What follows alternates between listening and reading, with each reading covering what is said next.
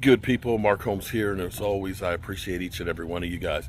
We're back here at the Red Brick House, and we're going to get working on our shed, okay? Now, I've had these windows here in my garage for about 20 years. They're actually mismatched. They were left over from a new house. They're actually incredible windows, and you can see they're covered with dirt. We're going to use those for our storage building. I've already started getting some of the lumber. I've got 2x4s. I've got some 12-foot ones and some 8-foot ones. I need to go get some OBS to go with it.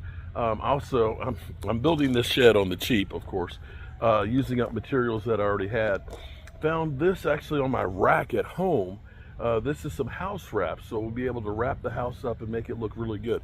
Now, I'm debating on here to try and keep the cost down. We do have some siding that's right here that matches the house. Now, I could go ahead and get the T11 siding plywood and put it on there and just call it a day and paint it, but I want to actually use that siding. I think I have almost 2 squares of it, just about enough to do it. Now, the house itself, you can see, it has 1-bys around the doors and the windows to make them more prominent. Now, these windows actually have the edge built into this for the siding, in which case I wouldn't have to buy J-channels, I wouldn't have to buy the AZAC boards. It would actually save a whole bunch of money, but then it doesn't look like the house. So I'm going to rely on you guys' opinion on should we or should we not make it so it matches the house. It will add a bit of money to it because the 1x4s that we would use on this, it's actually 5/4, and those do kind of add up. You've got 4, 8,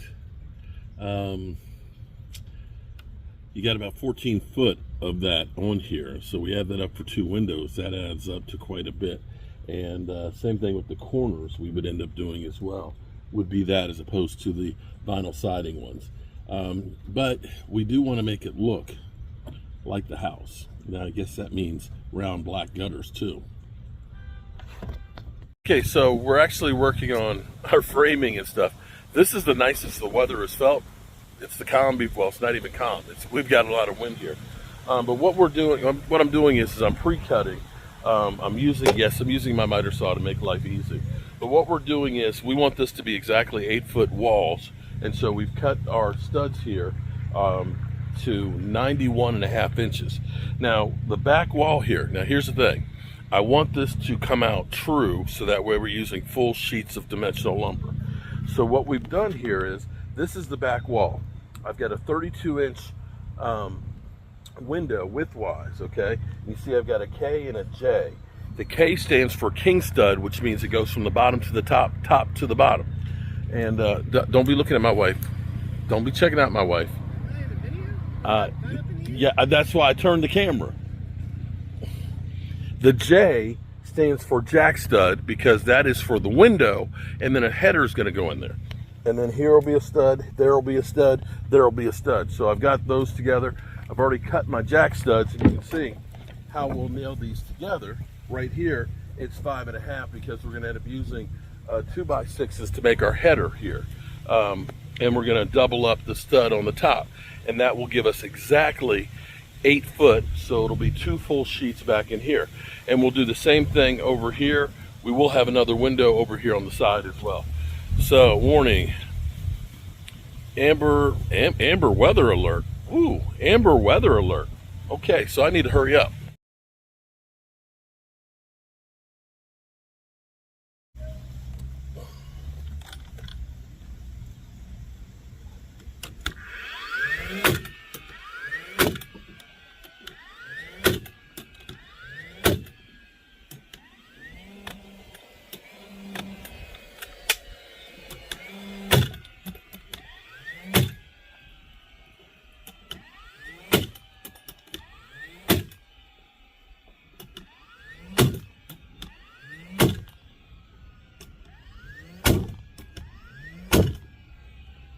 There we have it, our king and our jack stud put together. Bam! We got another one of these to go. They'll go on each side of the window, nailed into the top plate and the bottom plate.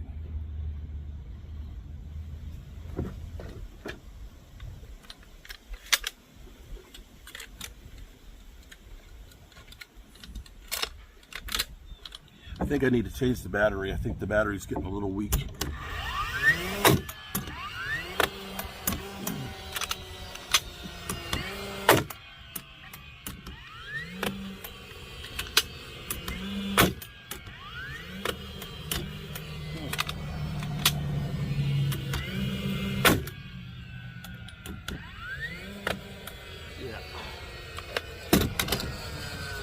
Yep, we're on 1 bar. I think it's the battery.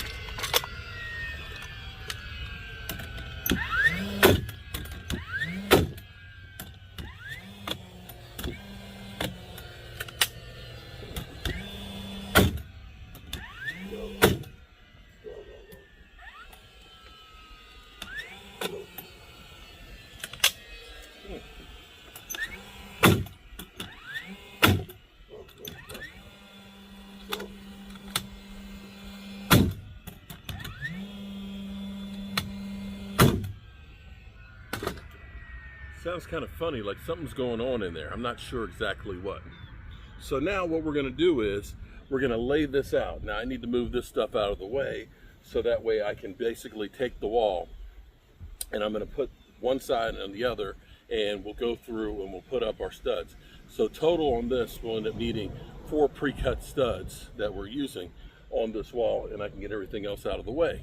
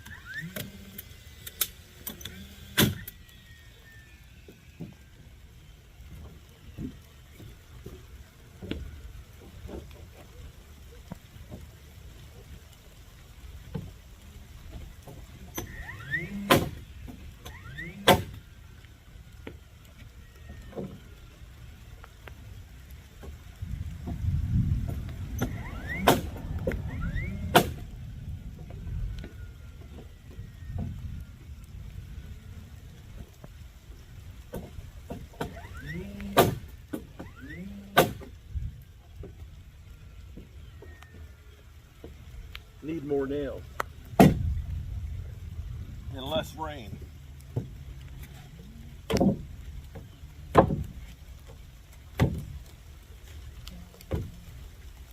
Yep.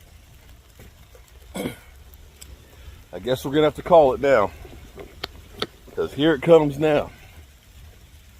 Here comes the rain again. Well, the good news is the rain stopped and we're working on getting this thing framed up. So you can see where we've got our window. Our window was actually 48 inches tall by 32. We're pushing it up tall because I want to be able to have a workbench underneath of it. So that's going to help us out a little bit. We've got our first stud here. We've nailed it into those cross members. We got one more stud to do here, and we'll take and double up two 2x6s with a piece of the OSB in between, so that way it'll give us the 3.5 inches for our header.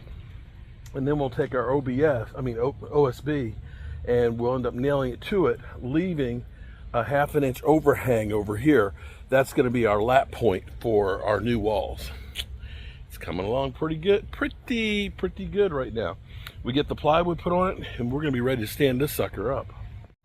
So here's our header. It's two 2x6s and a piece of the OSB. This will give us our 3.5 inches, and hopefully it'll just drop right in place.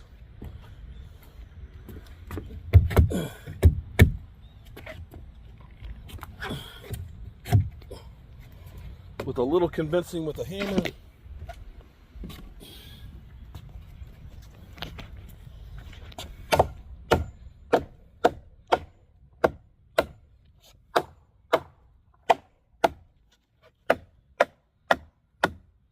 There we go. And so what the header is designed to do is to carry the weight over the window.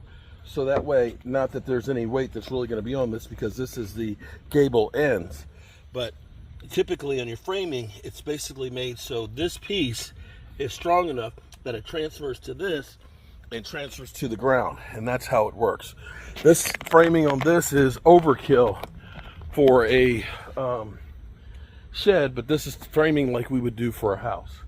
And you can imagine if we had a 40-foot long house, we would just be framing up a 40-foot long section here, putting it for our windows and doors the same way. And you can see how you're having doubled up studs going through there that keeps it from warping and twisting.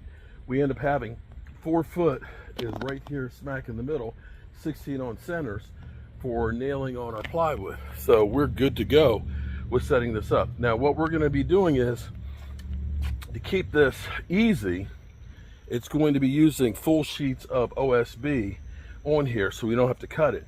There will be 1.5 inches at the top, but what we're going to do is our top plate will cross tie the walls together. So we'll put that on after we get the walls all up in here ready to go, and then it'll lock it in place.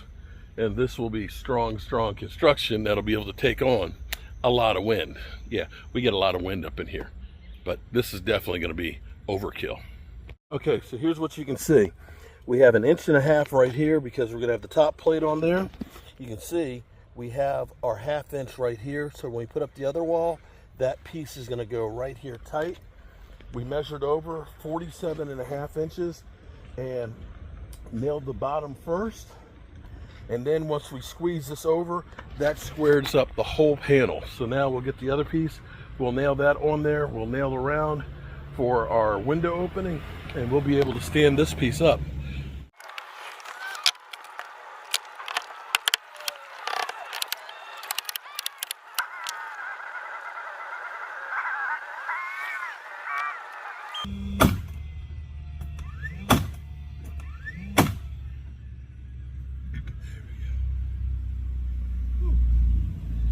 There we go. That's our first wall of our storage building. We'll cut this out and we'll have our window in. Next thing, this next wall over here will be a lot easier wall to do because there's no window or doorway to put in. But that definitely looks pretty good. We are going to need to probably trim the limbs a little bit around this a little bit more, but no biggie. We'll take care of that. I'm actually going to go ahead and get the Sawzall. I'm going to cut out for the window.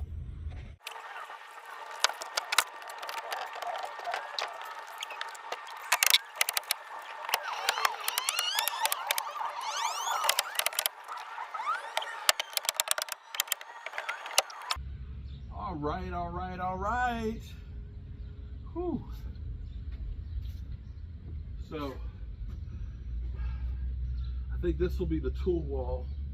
We'll do a workbench here, and we'll be able to put like the lawnmower over in here and stuff. Lawnmower and everything else. And we'll have another window right here. So we'll get the afternoon sun with the morning sun over here. And I think we're gonna call this.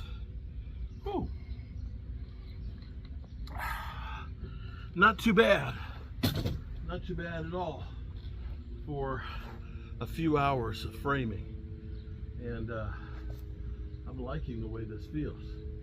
This could be a tiny home, a real tiny home. It'll be 8 by 12, so 96 square foot. So now what I'll do is frame up the front wall, and I'll move it aside because then I have all the space that I can put it together. And then I'll frame up this one and stand it up, and then I can just come back through and set the other one in. It poured, and it's made it kind of steamy out here now. Whew. And I am definitely soaking wet. But I think I'm going to take a little break, and I'll think about doing the next wall. But definitely feel great about what we've gotten accomplished thus far. Definitely a good start. Whew. Yeah, definitely a good start. All right, I'm gonna take a break and maybe come back and do some more framing for this. And I appreciate y'all.